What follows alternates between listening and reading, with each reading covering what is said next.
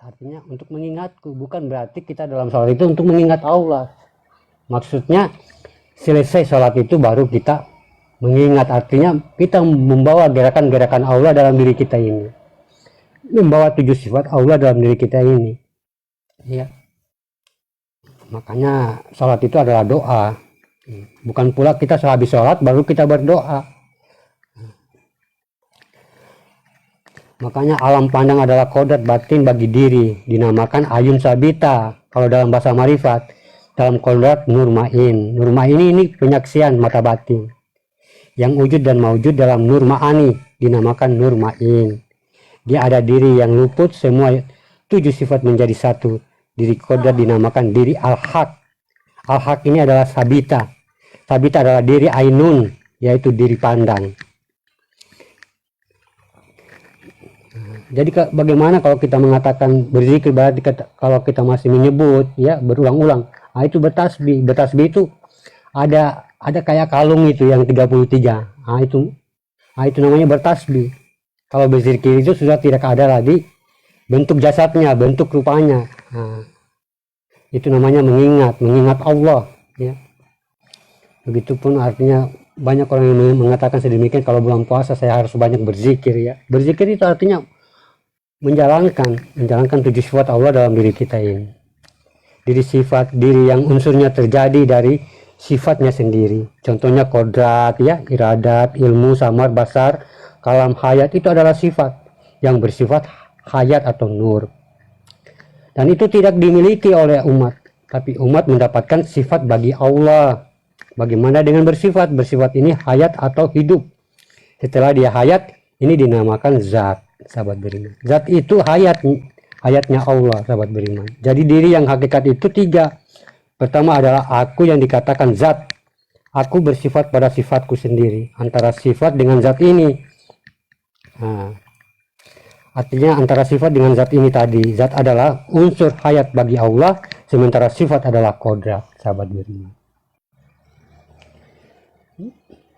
Jadi bukan berarti kita sholat itu harus mengingat Allah, tidak. Sholat itu adalah doa, kita bermirat di situ ya, sahabat beriman.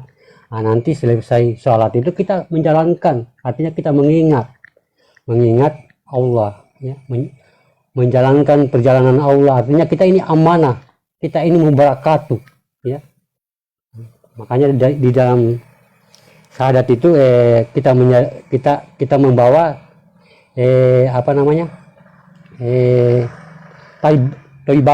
toibatulillah, toibatunya Allah, amanahnya Allah kepada alam semesta yang diperantarakan untuk kita, dan amanahnya Allah diperantarakan kepada manusia untuk seluruh alam semesta.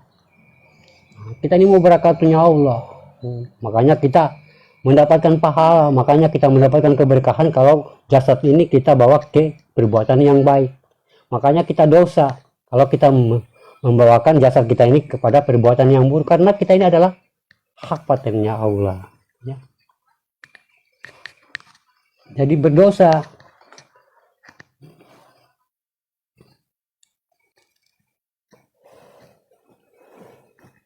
Jadi berzikir itu artinya ya kita menjalankan tadi 7 sifat Allah ya, sahabat beriman. Karena hakikatnya sholat itu adalah berdoa. Jangan pula kita habis sholat itu kita banyak berdoa. Berdoa itu artinya beda dengan munajat, sahabat beriman. Munajat itu adalah mengkalamkan dalam diri, itu meminta keberkahan. Seperti kita lagi wudhu ya, kita lagi ruku, itu namanya, kalau dalam pemahaman marifat itu namanya kasa wakasasa. Artinya 3 kali ayat yang diulang-ulang yang berupa artinya yang sama, tapi munajat kita berbeda-beda. Subhana rabbil azim wa bihamdi, ya Allah. Munajat kita dalam hati mengatakan, jauhkan aku dari untuk menyekutukan dirimu dengan diriku ya Allah. Bersihkan diriku, itu munajat. Artinya kasa itu artinya sesuatu, artinya ayat yang sama diulang-ulang 3 kali, itu namanya kasa wakasasa. Itu dalam ruku itidal, sahabat beriman. Seperti kita lagi ngambil air wudhu ya. Mulut kita ini berbicara, sahabat beriman. Artinya mengatakan bismillah, tapi kita ini bermunajat. Ya Allah, ya berikanlah aku jalan yang lurus, atau ya Allah bersihkan tanganku dari perbuatan-perbuatan keji, ya, perbuatan-perbuatan yang menyakiti orang lain. Setiap kita menyapu mata kita, menyapu telinga kita, menyapu kaki kita, siku kita, semua artinya kita munajat, bermunajat. Nah, itu namanya meminta. Ya.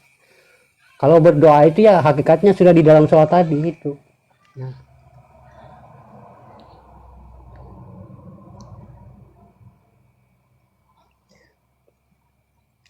Karena kita ini yang berdiri ini adalah Al-Fatihah.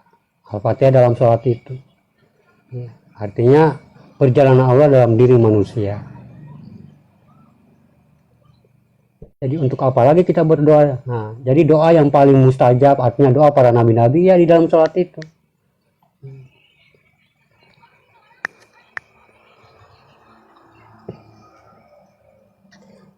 Jadi kalau kita berdoa, artinya kalau kita mengatakan Nabi juga berdoa, iya memang berdoa, tapi dia berdoa untuk meminta Allah, artinya untuk meminta Allah untuk hadir Allah kepada dirinya, bukan meminta ya Allah berikan aku rezeki, ya Allah berikan aku. Tidak, itu namanya bukan doa, itu munajat. Munajat bisa juga kita lagi berjalan, ya sahabat beriman. Ya Allah, kita artinya kita berbicara, artinya rahasia ini berbicara dengan rahasianya. Usahakan rahasia ini berbicara dengan rahasia. Ya Allah, berikan aku keberkahan, jalan yang lurus, berikan aku rezeki, ya, umur yang panjang. Kita lagi bekerja, artinya belajar dan berbicara dengan diri sendiri di dalam diri kita. Kita memandang, kita pandang batin kita ini. Ya. Kita lagi bangun tidur, ya kita bertanya kepada diri kita. Kita assalamualaikum dengan diri kita. Itu namanya munajat, ya, pandangan. Karena yang mendengar, yang berbicara adalah dirinya sendiri. Yang melihat, yang merasakan semua adalah dirinya sendiri. Jadi kita wajib, macam kita selagi makan, ya kita makan. Biar apa yang kita makan artinya tak bercampur dengan hadas. Hadas itu bukan cuma sekedar dalam artinya ya seperti kotoran-kotoran manusia atau kotoran hewan. Hadas juga bisa berada dalam makanan. Makanya kalau kita hanya cukup makan begitu saja, kadang-kadang makanan ini menjadikan sebuah penyakit bagi tubuh kita. Karena apa? Di situ sudah artinya bukan lagi makanan, sudah berbentuk hadas. Karena apa tadi kita makan tidak lagi mengingat Allah. Tidak lagi kita beradab, ya, hanya kita memakan saja, makan.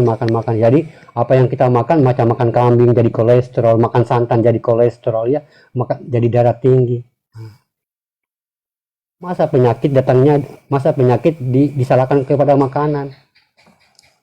Makanan itu berpengaruh dengan tubuh manusia hanya 3%, sahabat beriman. Artinya tidak ada apa-apanya. Yang paling banyak mempengaruhi diri kita ini, artinya daging kita, hati kita adalah hadas apa yang kita makan tadi.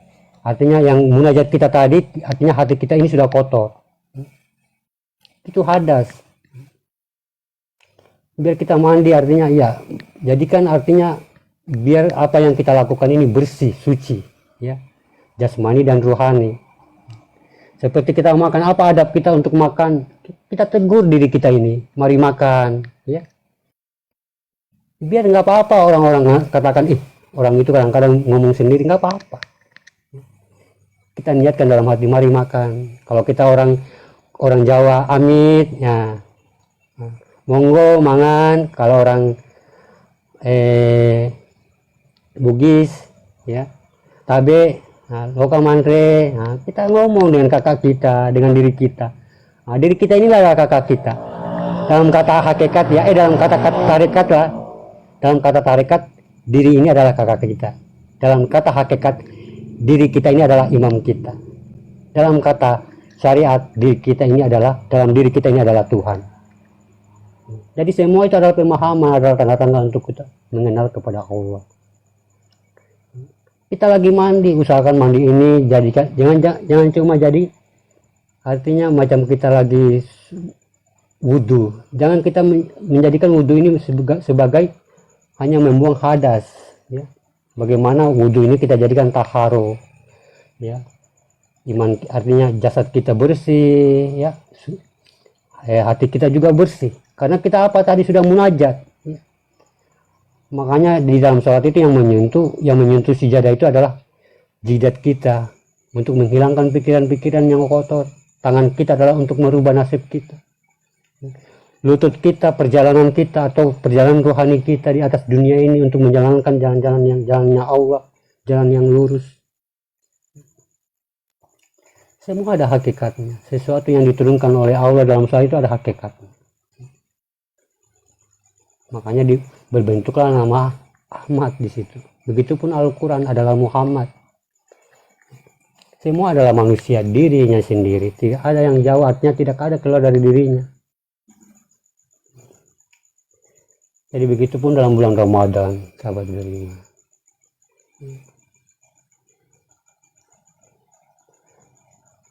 Kita nuzulkan Al-Quran itu. Jangan kita nuzulkan pada kitab. Jangan kita nuzulkan pada Al-Quran yang kita lihat. Kita nuzulkan kepada diri kita sendiri. Kita membawa sifat-sifat Al-Quran dalam bulan Ramadan. Kita hatamkan diri kita ini. Kita tadaruskan dalam diri kita ini. Kita belajar. Tadarus itu bukan artinya kita mempercepat untuk kita hatam Al-Quran. Tidak. Tadarus itu artinya kita belajar. Meningkatkan kajian-kajian kita dalam Al-Quran. Itu namanya tadarus. Belajar. Belajar ini bukan berarti kita sudah artinya baru belajar. Bukan. Tadarus itu orang yang sudah pandai belajar mengkaji Al-Quran itu. Nah, itu yang dikatakan tadarus. Ini tidak. Kita ini cepat-cepat ngajinya, ya. Sampai apa yang kita baca itu tak masuk dalam diri kita. Untuk mendapatkan sampai selesai 30 juz pas 30 hari dalam bulan Ramadan. Bukan begitu.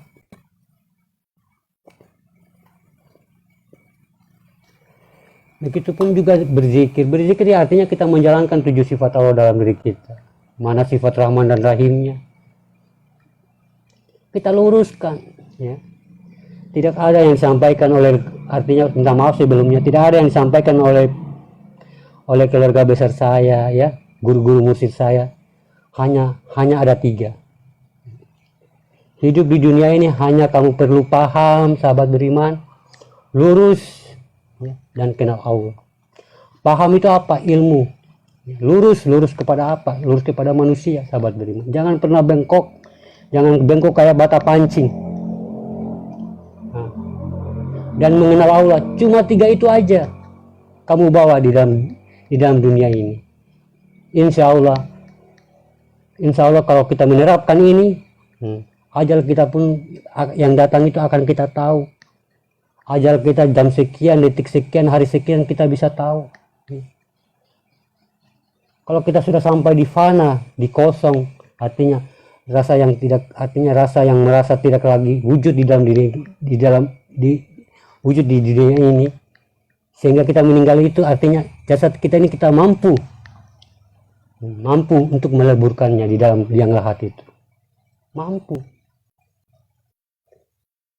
Ajal kita aja bisa kita tahu jam sekian, hari sekian, tahun sekian kita sudah bisa meninggal. Kita sudah menyiapkan diri kita. Kenapa?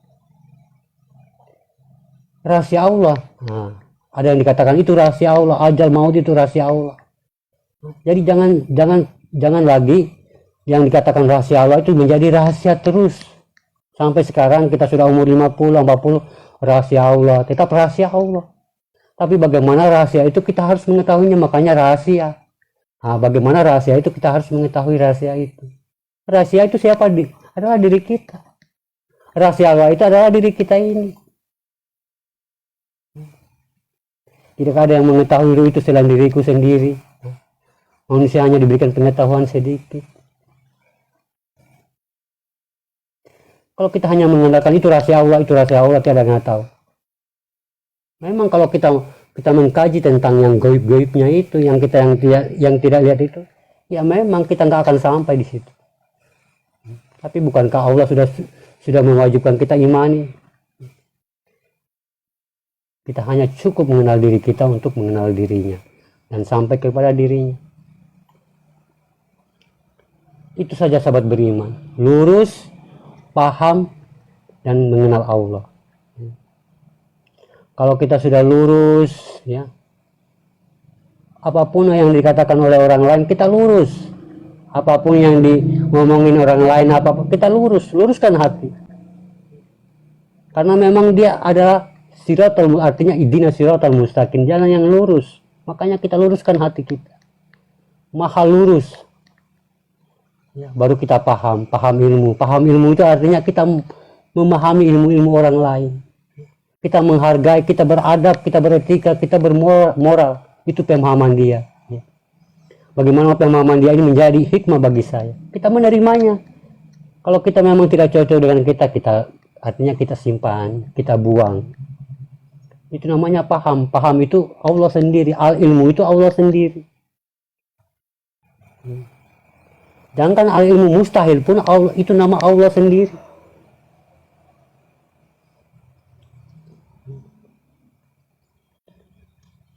Makanya kalau kita lagi jalan ya, tiba-tiba ada mobil yang lewat ya, tiba-tiba kita itu kenapa kok tiba-tiba kita minggir.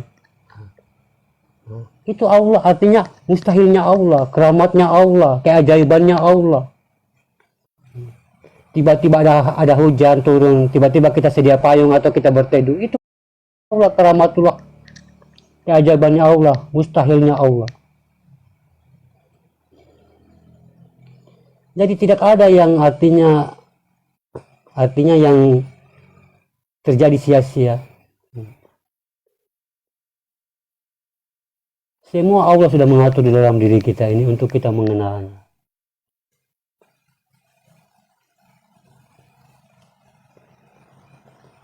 Jadi kita harus mengenal Allah lagi. Ya. Makanya sholat itu rukun, artinya rukun wajib sholat adalah Islam ya. Nah, Islam berarti kita harus mengenal Allah dong ya. Nah, karena ada Islam karena sudah mengenal Allah. Ya. Adanya agama karena mengenal Allah. Nah, kalau kita Islam berarti kita sudah mengenal Allah. Nah, itu rukun wajib sholat. Pertama Islam. Lepas itu balik. Nah, balik berarti telah sampainya titik kesadaran sejati manusia. Artinya orang itu sudah berilmu, sudah paham, sudah sadar. Bukan kita yang lagi buruk ya, kita lagi orang-orang yang lagi artinya suka berbuat maksiat, lepas itu kita ikut-ikutan masuk masjid, sholat. Bukan begitu konsepnya. Wadah kita ini masih buruk, wadah kita ini masih kotor. Kita menghadap kepada yang maha suci, kan nggak nyambung. Makanya sholat itu mencegah, bukan mengobati. Mencegah perbuatan keji dan mungkar. Makanya orang yang sholat itu memang sudah baik. Artinya orang yang sholat itu memang dari dasarnya sudah mengenal Allah, sudah balik, sudah sampai titik kesadarannya.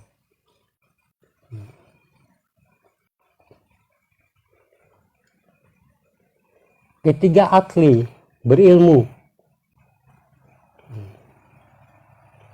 Dia berilmu.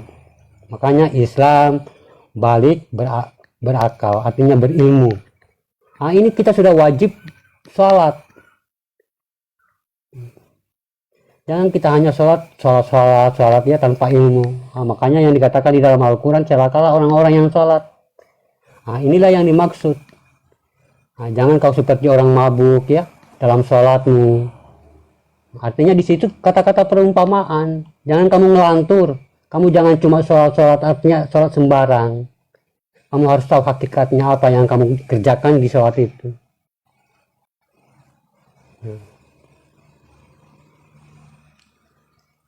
Inilah orang-orang yang kufur. Ya.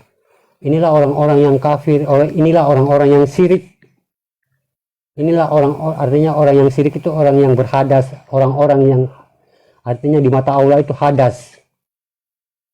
Hadas bagi Allah. Dan jangan kamu lagi mendekati Masjidil Haram ini.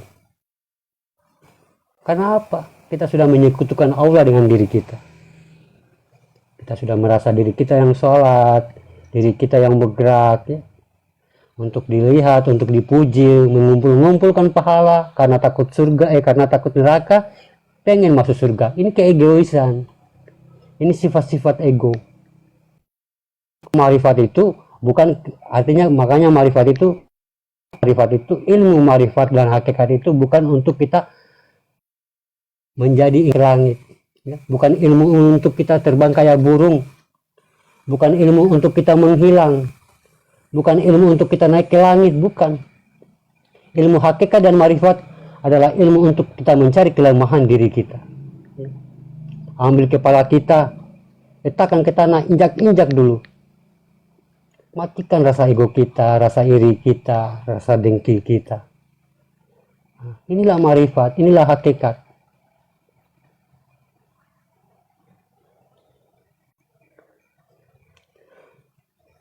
Kalau kita sudah di syariat, mantap syariat kita, ya kita naik lagi di fiqh.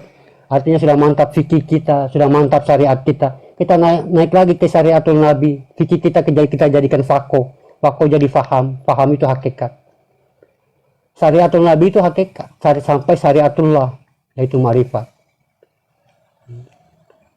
Tadi amalia, tadi syariat, tadi hukum, tadi peraturan.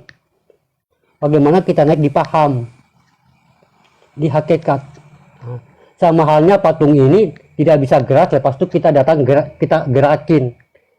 Begitupun dalam sholat, makanya ada rukun dan rakaat. Rukun yang bergerak, rakaat yang menggerakkan. Jadi dalam sholat itu siapa yang bergerak dan siapa yang menggerakkan. Ada ifa'al sholat, ada iqamati sholat. Siapa yang mengerjakan, siapa yang mendirikan. Jangan kita merasa kita ini yang saya yang ruku, saya yang sujud. Jangan. Memang kalau kita artinya baru kita paham, baru kita mendengar, ya, artinya kita bingung, susah, kok banyak neko-nekonya ilmu kayak gini, ya. Hakikatnya itu banyak neko-nekonya. Tapi kalau kita sudah kaji, kita sudah terapi diri kita, enak sebenarnya. Kita asik. Kita sudah bersenang-senang dengan Allah. Kita sudah menciptakan surga di dunia ini. Kalau kita sudah menciptakan surga, rumah surga di dunia ini, kita akan turunnya ke surga. Jelas-jelas kita sudah akan turunnya ke akhirat, ke surga akhirat. Makanya ciptakanlah surga sekarang, ciptakanlah surga di dunia ini sekarang.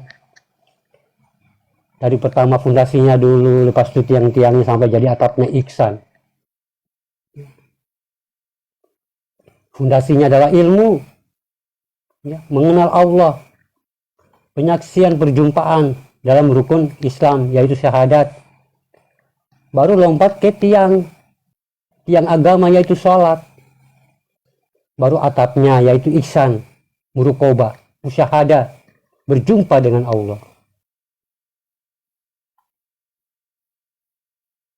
Jadi situ kita seakan-akan diawasi oleh Allah dalam perjalanan kita, gerak-gerik kita, setiap kita berkegiatan. Diawasi oleh Allah. Karena batin kita ini sudah merasa, ya, batin kita ini sudah mengakui. Jadi kita itu seakan-akan dilihat oleh Allah, dipandang oleh Allah. Makanya kita ini selalu merasa takut. Bohong dikit takut, ya. Berbuat buruk aja sedikit udah takut.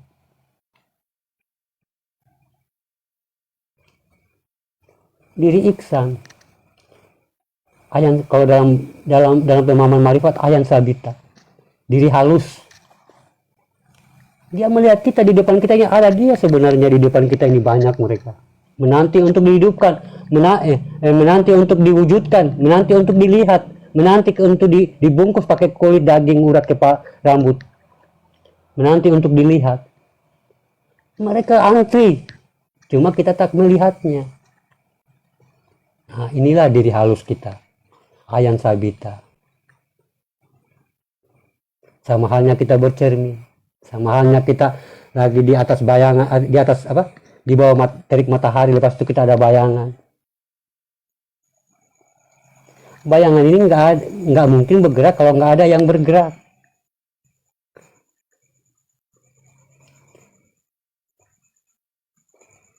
Nah, jadi mengingat Allah itu, kalau kita macam dalam bulan Ramadan, ya, berzikir. Nah, makanya berzikir dengan bertasbih itu beda. Bertasbih itu ya mengkalamkan la ilaha illallah, la ilaha illallah. Nah, itu bertasbih, masih pegang-pegang tasbih yang 33 itu. Kalau berzikir bukan bertasbih. Berzikir itu al-zik artinya mengingat. Artinya mengingat itu artinya bukan kita mengingat seperti istri kita lagi jauh, pacar kita lagi di sana, bukan begitu mengingatnya. Bagaimana kita menerapkan kehidupan sifatnya Allah Rahman dan Rahim, ya. Jangan kita pernah merasa ada, ya. Jangan kita pernah merasa kita yang bersedekah. Kita jalankan, enak sebenarnya. Kita di situ sudah merasa kosong, kita memberi kita kosong. Membantu orang lain kita sudah merasa kosong. Tidak ada lagi abal-abal, tidak ada lagi artinya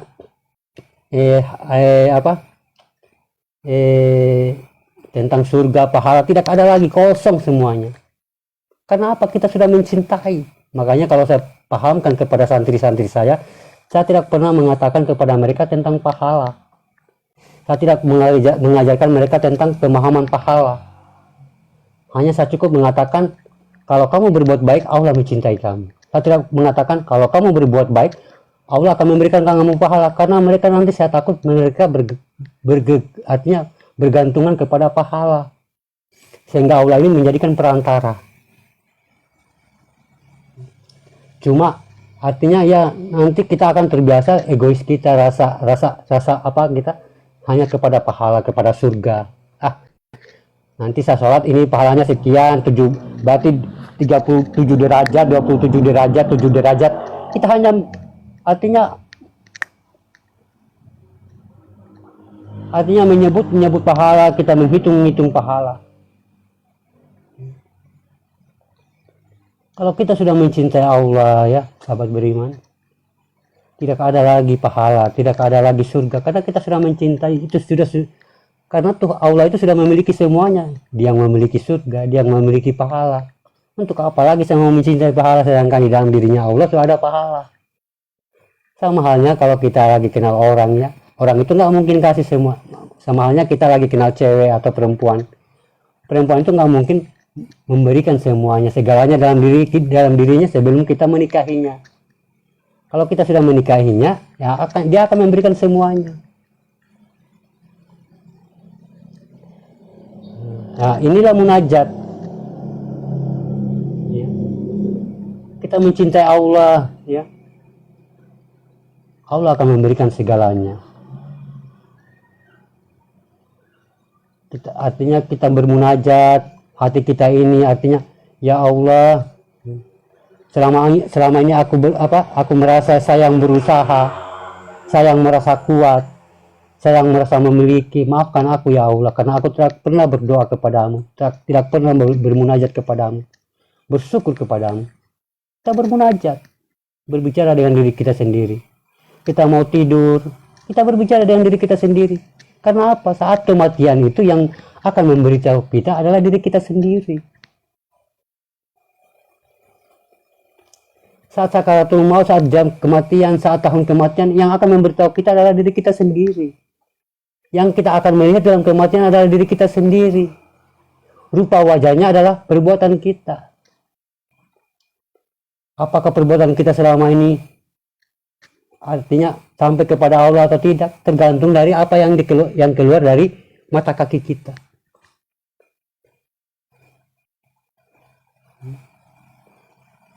Sakitnya sakaratul maut berarti itulah kebiasaan kita.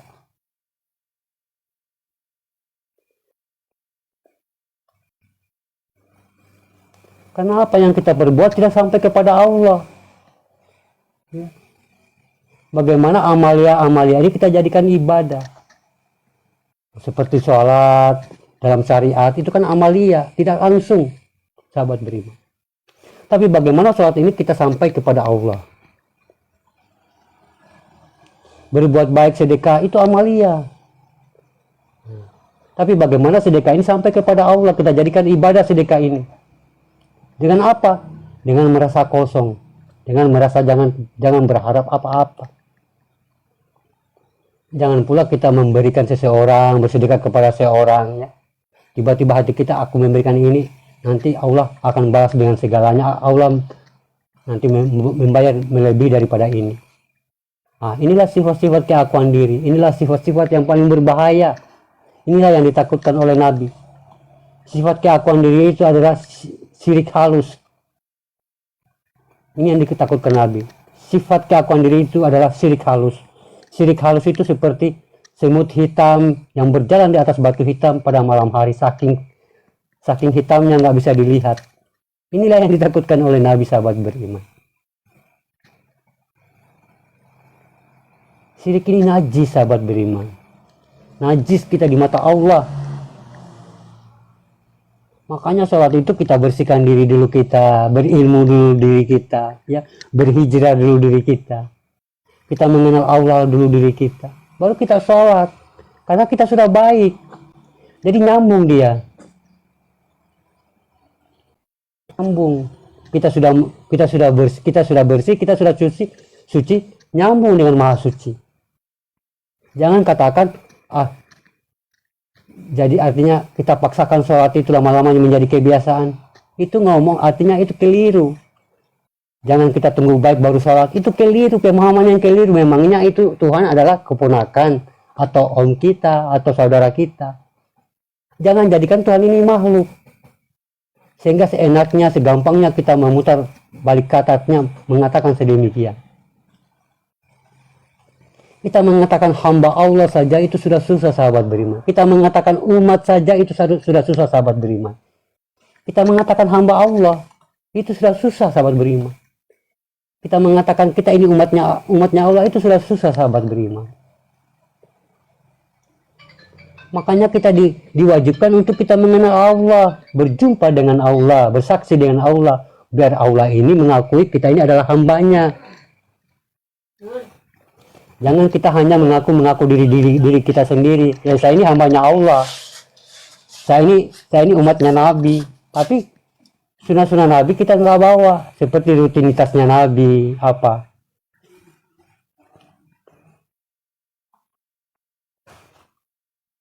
Memang susah, memang sulit. Jadi perlu harus kita belajar. Terapikan diri. Pelan-pelan. Karena kebenaran itu tidak langsung. Tapi Allah Maha melihat. Dia akan memberikan kamu tanda-tanda, ya. Mungkin itu dari mimpi atau dari kejadian. Allah akan memberikan tanda-tanda bagi orang-orang yang mau, bagi orang-orang yang ingin, bagi orang-orang yang mau berpikir. Saya mulanya begitu juga, sahabat beriman, waktu saya lagi di pondok. Saya dimutar-mutar balik sama umi saya. Saya bingung. Sampai saya sakit, sahabat beriman, saya memahami pemahaman apa yang dikatakan umi saya. Jangan kamu sembah Tuhannya ustadzmu, jangan kamu sembah Tuhannya ulamamu, kamu sembah Tuhan di dalam dirimu. Saya bingung di situ sampai saya sakit, sahabat beriman. Sedikit demi sedikit kita belajar, sudah lulus kepada orang tua, kita lanjut kepada mursyid-mursyid lain. Terbukalah pintu hidayah, terbukalah pintu kolbu kita, terbukalah pintu hati kita. Nah, kita enak menerimanya. Karena apa? Karena ilmu itu tidak ada yang bertolak belakang dengan akal sehat kita. Makanya Al-Quran itu diadakan tidak pernah, mustahil dia akan bertolak belakang dengan akal manusia. Kalau ada seseorang yang mengatakan Al-Quran demikian, lepas itu bertolak dengan akal pikiran kita, akal sehat kita, nah itu berarti pemahaman bukan dari Al-Quran. Pemahaman Al-Quran itu yang tidak bertolak belakang dengan manusia. Itulah ilmu Allah.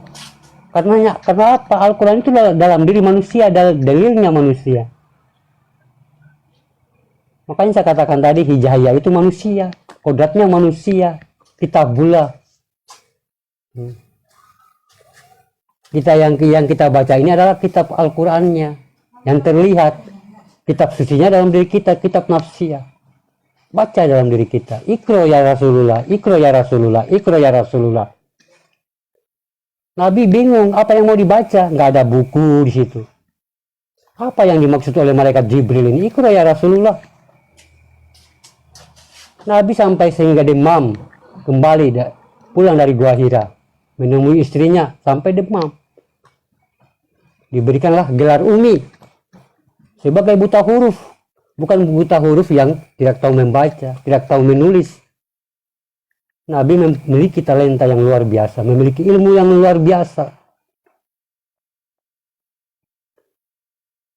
Sampai malaikat Jibril menyerukan 3 kali, "Iqra ya Rasulullah."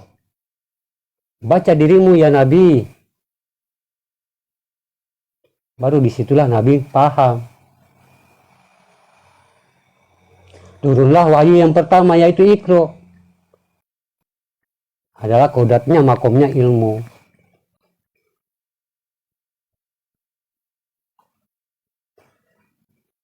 Jadi semua ada hakikatnya sahabat beriman. Ya. Di atas masjid itu ada bulan dan bintang, itu ada hakikatnya. Itu apa? Ada nurullah, ada mungkin itu hakikatnya ada nurullah, ada nurullah, ada nur Muhammad, bulan, bintang, matahari. Itu lambang-lambang derajat yang paling tinggi di sisi Allah. Makanya masjid itu ada lambang itu, bintang dan bulan.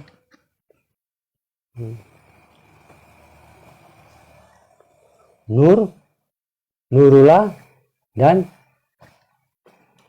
ada satu lagi.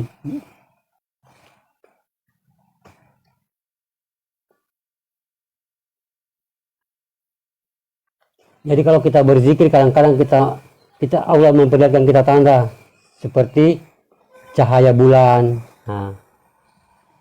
Berarti diri iksan kita sudah kita merdekakan. Kadang-kadang kita melihat matahari, ya, diri Islam kita sudah merdekakan. Kita lihat bintang, ya, diri sejati kita sudah sampai di situ. Macam-macam Allah memberikan kita jalan saat kita bertafakur.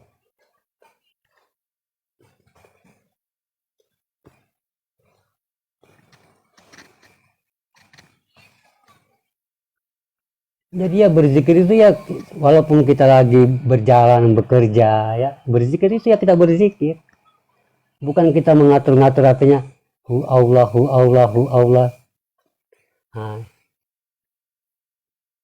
Berzikir itu mengingat Allah. Kalau kita sudah mengingat Allah dalam diri kita, apapun yang kita berbuat ini pasti dalam diri kita ini otomatis spontan langsung mengingat. Tidak itu buruk, tidak itu buruk. Diri kita ini, diri jasad kita ini, diri apa? Jasad yang tahu segalanya. Apa yang buruk tahu segalanya, apa yang baik tahu segalanya. Diri Dovi ini tahu segalanya. Apa yang datang, yang buruk, yang baik tahu segalanya.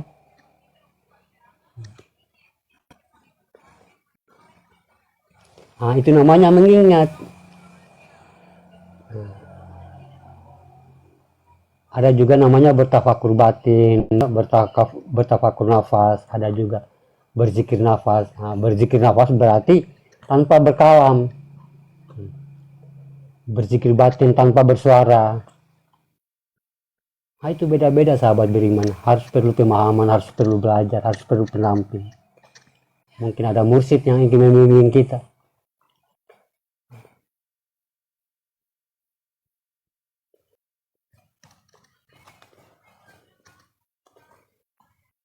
Jadi sahabat beriman, kita harus butuh belajar banyak-banyak pemahaman ini.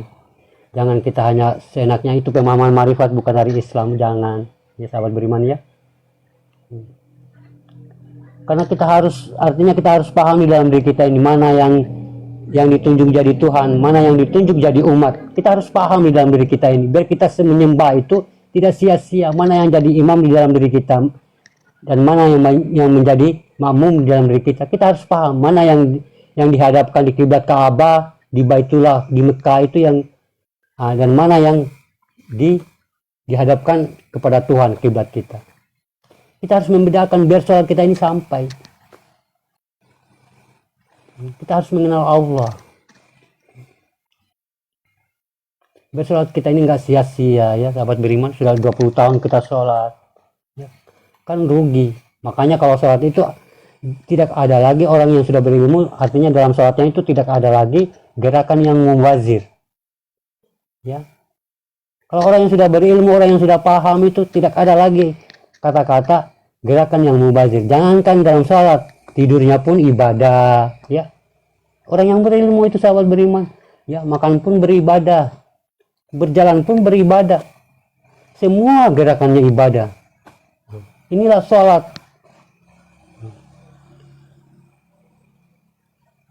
Kenapa dikatakan makannya beribadah, tidurnya beribadah? Karena apa? Gerakannya ini sudah gerakannya Allah. Dia sudah membawa gerakan-gerakan Allah, kehendaknya Allah.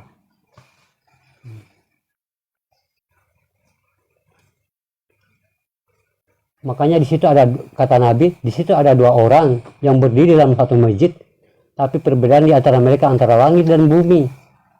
Ya. Satu kusuk, satu kumpul-kumpul, ya artinya satu masih belum kusuk. Karena yang mampu khusyuk dalam sholat itu hanya orang-orang yang berilmu. Yang mampu menginjak sejadah itu hanya orang-orang yang berilmu. Makanya jangan kita lalaikan. Nah, bukankah syariat sudah mengatur semuanya? Ya. Dalam rukun Islam pertama ada syahadat, mengenal, berjumpa. Ya. Mengenal Allah, berjumpa Allah. Baru kita turun ke rukun nomor 2. Ke rukun Islam nomor 2, yaitu sholat. Biar sholat kita ini nggak sia-sia, kita ini nggak terbalik, kita melupakan yang esensial, kita melupakan Allah, kita langsung melompat kepada sholat. Makanya sholat kita menjadi ifal, artinya menjadi ifal sholat, mengerjakan sholat, bukan mendirikan sholat. Karena di situ tidak ada lagi yang mendirikan, semua adalah pengakuan diri kita, keakuan diri kita. Saya yang bergerak, saya yang sujud. Semua ini adalah ifa'al sholat, bukan lagi ikamati sholat. Sholat itu seperti orang yang meninggal, sahabat beriman, hakikatnya. Ikamati sholat, seperti orang yang meninggal. Jasad itu nggak ada, jasad ini mati. Dia hanya mengikuti gerakan ruh. Memang kalau kita baru pertama menerapkannya itu susah. Nah, makanya kita butuh pemahaman, kita butuh kajian, kita butuh belajar. Tapi lama-lama kalau kita menerapikan diri kita, itu kita langsung enak rasanya, adem. Semakin lama ayatnya apa yang dibaca oleh imam, semakin enak. Ya. Bukan kita semakin lama baca ayatnya imam, kita semakin malas, semakin capek berdiri, semakin lutut ini semakin pegal, ya. Itu bukan sholat namanya. Makanya bedakan berdiri menonton acara dengan berdiri dalam sholat. Itu makanya hakikat. Duduk dalam sholat dengan duduk di warung itu berbeda. Ini hakikat. Duduk di warung itu amalia. Duduk dalam sholat itu ibadah. Ini enggak. Wih, kalau imamnya baca ayat yang panjang-panjang, kita di belakang makmumnya, aduh, ini bagaimana nih? Pokoknya rasa capek lah, rasa ingat di luar lah, ingin cepat pulang lah. Ini apa? Karena ada yang salah dalam sholatnya, ada ilmu yang salah dalam sholatnya, sehingga sholat ini nggak mampu mencegah dirinya dari perbuatan yang keji dan mungkar. Kalau sholat itu kalau kita sudah nikmati, sudah khusyuk, enak, sahabat beriman, enak banget. Kita bersenang-senang dengan Allah itu sudah enak banget, sahabat beriman. Tidak ada lagi yang kita takutkan. Hanya kematian yang kita nantikan. Karena apa? Itu yang kita sudah nanti-nantikan, kematian itu yang dinanti-nantikan.